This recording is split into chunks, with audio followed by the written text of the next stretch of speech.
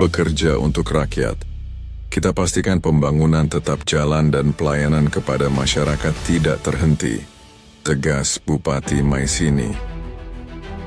Kehadiran pesawat khusus pengangkut BBM menjadi solusi strategis dalam mengatasi keterbatasan akses darat, sekaligus bentuk keseriusan Pemkab Intan Jaya untuk menjawab tantangan geografis dan keamanan dengan inovasi nyata.